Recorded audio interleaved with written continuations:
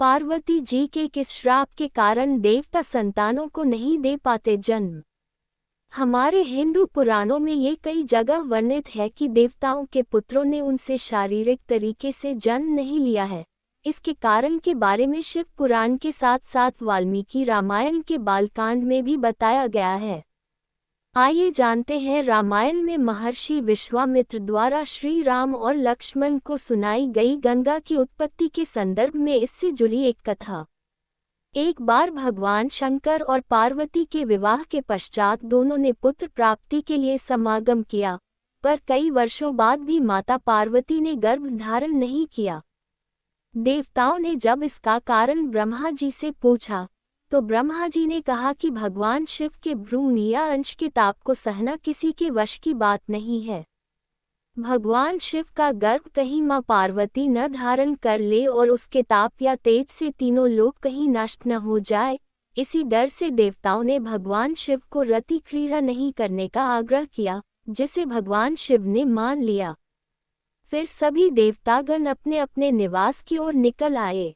शिव जी ने जब देवताओं से कहा कि यदि मेरा तेज अपने स्थान से स्खलित हो जाए, पार्वती के अतिरिक्त उसे कौन धारण करेगा। इस पर देवताओं ने पहले पृथ्वी का नाम सुझाया, लेकिन पृथ्वी वो ताप सहन नहीं कर पाई। तब उन्होंने अग्निदेव से प्रार्थना की कि महादेव के इस तेज को वो अपने अंदर रख लें। अग्निदेव ने ऐसा ही किया और उनके अंदर महादेव का तेज एक श्वेत पर्वत की भांति स्थित हो गया, जिस पर सरकंडों का एक दिव्य वन उगाया।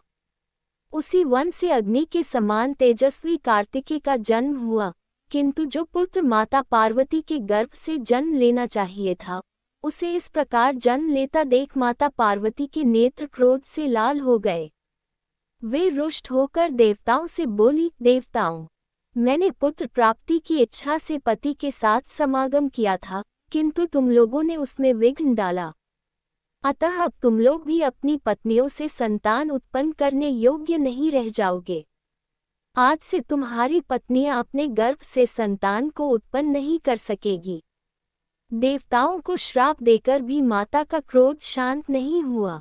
पहले पृथ्वी ने शिव जी के वीर्य को धारण करने का प्रयास किया था, इसीलिए उन्होंने धरती माता को भी श्राप दिया कि उनका रूप बदलता रहेगा और वो बहुतों की भार्या होंगी। साथ ही उन्हें भी संतान सुख से वंचित रहना पड़ेगा।